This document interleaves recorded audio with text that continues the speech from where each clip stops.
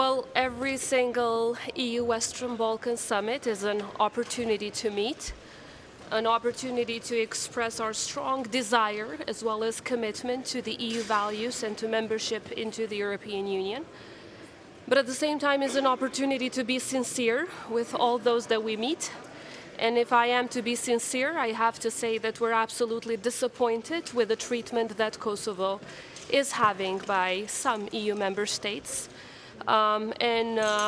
If we're asked why, obviously the main reason is because there is no progress in lifting the measures against Kosovo. They are still in place. And as we have seen the conclusions that are expected to be adopted, it doesn't look like they are going to be removed this December. I believe that these measures are unjust and they are also un-European. There is nothing European, there is nothing values-based about punishing an entire people, even on projects on drinking water. Therefore, I'm here to thank those 2/3 of member states that have been strongly supporting the lifting of measures against Kosovo, and at the same time talk to the ones that have not and ask them what's so European about punishing about 1.7 million Europeans who live in Kosovo, the most pro-European country on earth, with 97% of the people of Kosovo truly believing in our European path, a country that is at a 100% alignment with every common foreign security policy decision of the European Union, a country that was the first in the region to adopt sanctions against Russia, and still our people remain punished despite of the fact that we have fulfilled all of the conditions that were required of the European Union, while at the other hand, it's been more than 2 years that we have applied for European Union membership, yet our application is in the drawers somewhere. It's not even being reviewed, and the Council has not mandated the Commission yet. If you look at the reforms that Kosovo has undertaken, in terms of reforms, in terms of values, we are number one in our region, probably even further ahead than some EU member states. Nevertheless, we do not see the political will that is necessary out there to support us in our European path. So when some talk about a new momentum in EU enlargement for the Western Balkans, that should mean the entire Western Balkans, and that means 6 countries.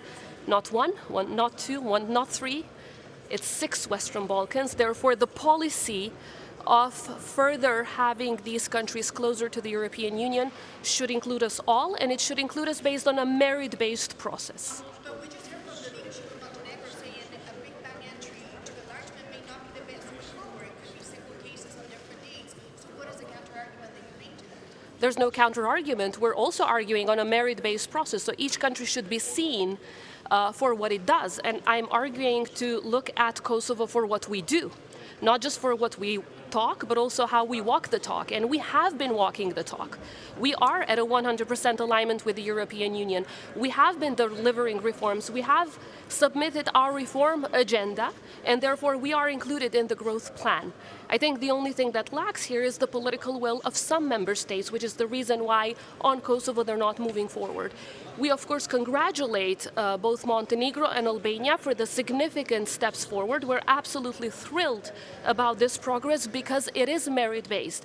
However, if you look at the positive language that was used for Serbia on inviting them to submit their negotiation position on Cluster 3, the message that we get in our region, in fact, especially the people of Kosovo, is that the more you align with Russia, the more you align with Iran, the more you align with China, the more progress you make, the more clusters you open, the more chapters you close. Whereas if you are at a 100% alignment with the EU, as Kosovo is, there's no progress for you. That is the message that the people of Kosovo get. And this has nothing to do with a merit-based process. What are the institutions telling you? Because your message is very strong. You're saying Serbia's getting rewarded or not.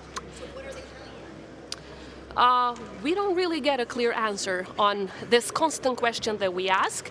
And the fact is, we don't want to, of course, discuss about internal developments within Serbia because that's their own business. But of course, we do speak about the constant acts of aggression that Serbia has been committing against the Republic of Kosovo, which is entirely against principles of international law. It destabilizes neighbors, therefore it's also against the principle of good neighborly relations, which is required by the European Union.